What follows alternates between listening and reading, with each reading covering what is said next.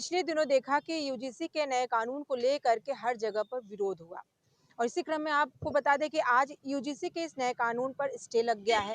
लेकिन इन सबके बीच आपको बताते चले कि वाराणसी के मृत्युंजय जिन्होंने सुप्रीम कोर्ट में याचिका दायर की थी स्टे लगाने को लेकर के, उनसे मिलते हैं और बात करते हैं। तो मृत्युंजय जी, आपने याचिका कब लगाई?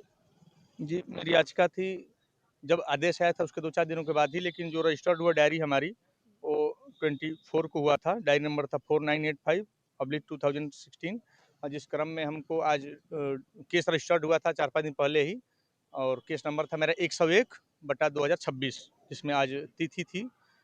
सुप्रीम कोर्ट में डेट लगी थी हियरिंग की हमारी सबसे पहले और उसमें हियरिंग हुई है और आज सकारात्मक निर्णय भी आया है। तो जी। अब तो स्टे लग चुका है, हाँ जी। तो आप कितना खुश हैं? हाँ, ये तो हम लोग के लिए खुशी का विषय है क्योंकि हम लोग गए ही थे इस पे रोक लगा के पुनर्विचार करने के लिए और प्राइमा फेसाई जब उन्होंने रोक लिया तो हम लोग के लिए अच्छी बात है और उम्मीद करते हैं कि और आगे भी ऐसी नीतियाँ जब बने तो सरकार को ध्यान देना चाहिए कि इस तरह विभेदनकारी नीति ना हो। आपने कितने पन्नों की याचिका लगाई थी, आपने अभी बताया हमें? जी, हमारी लगभग 90-80 पन्ने की याचिका थी। बाकी सब हमारे विद्वान अधिवक्ता हैं, नीरज सिंह हैं, जो बीएचयू के पूर्व छात्र रहे हैं, सत्यम पांडे जी हैं, इन लोगों ने बहुत अथक मेहनत करा था और हम लोग मिल के तैयार किए थे। उन लोगों ने अच्छे से आर्ग्यू किया और जजमेंट हम लोग के फेवर में आया है।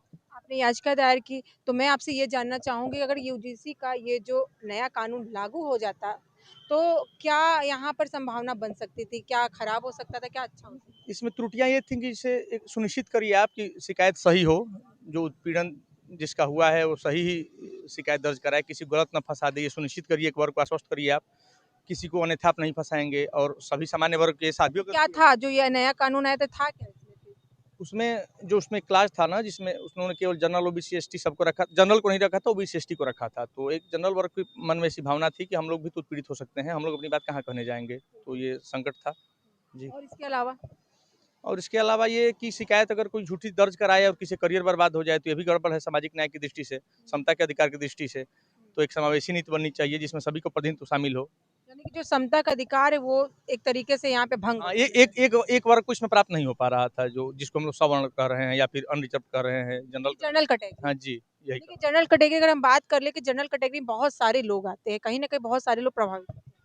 जी, अब बाकी तो जितने लोग हैं इन उनके आधार पे कि जनरल कैटेगरी को छोड़ के सभी लोग पीड़ित थे। मतलब जनरल ही पीड़ित करता है ऐसी उनके पास अवधारणा बनी थी, इसके खिलाफ हम लोगों का था। मतलब ऐसी धारणा कि अभी सिर्फ़ सिर्फ़ और सिर्फ़ जनरल पीड़ित ही समा करता है, उत्पीड़न उसका नहीं होता है, ऐसा उन लोगों का मानना था जिसके विरोध में भारी आप देख रहे होंगे क्रॉस ऑफ द इंडिया बहुत आंदोलन हुए, लोकतांत्रिक तरीके से हुए और सुप्रीम कोर्ट ने त्वरित इंस्पेक्शन लिया और हम लोगों की याचिका को स्वीकार किया और सकारात्मक निर्णय देते हुए विराम लगाया उन्होंने कि इस पे रोक लगा दी गई, इसका दुरुपयोग नहीं होने दिया जाएगा। उनका यही आर्ग्यू था माननीय न्यायालय का कि इस पे रोक लगाना ज़रूरी है क्योंकि इसका गलत इस्तेमाल किया जा सकता है जो देश हित में नहीं है और तब तक सरकार पुनर्विचार करे इस पे और कोई कमेटी बनाए और तब तक पुरानी जो रेगुलेशन है वो बरकरार है जिसमें सारे प्रावधान हैं। देखिए स्टे तो लग गया है और अभी हम जब अंदर आ रहे थे तो हमने देखा कि अभी भी विरोध चल रहा है। विरोध ये चल रहा है कि ये इसको जो है पूरी तरीके से वापस लिया जाए। क्या कहेंगे? हाँ, तो ये लड़ाई हम लोगों की है कि ये अंतरिम रोक लगाया है न्यायालय ने और अगली तिथि भी घोषित की है, लेकिन तब तक हम लोग तांत्रिक तरीके से अपना विरोध करते रहेंगे, संवैधानिक विरोध भी चलता रहेगा तो न्यायालय में। क्या चाहते हैं, क्या बदलाव हो? जो भी इसमें विसंगतियाँ हैं कि सुनिश्चित किया जाए कि जो गलत शिकायत कोई ना कर पाए, जनरल को भी उसमें सहभागिता प्राप्त हो, अगर उसके साथ भी उत्पीड़न होता है वो क्या करे, तो उसके लिए प्रॉपर एक रूपरेखा तैयार करके विसंगतियाँ खत्म करें। जी। देखिए, अभी हमारे साथ मृत्युंजय जी मौजूद थे जिन्होंने बताया कि उन्होंने अ, यूजीसी के इस नए कानून को लेकर के किस तरीके से सुप्रीम कोर्ट में याचिका दायर की और उस पर अब फैसला भी आ गया, स्टे लग गया है यूजीसी के इस नए कानून पर। तो आज की खबर में बस इतना ही। ऐसी खबरों को देखने के लिए आप जुड़े रहे हमारे चैनल रणभेरी न्यूज़ के साथ। मैं सुमन लता, कैमरा पर्सन अमित के साथ। धन्यवाद।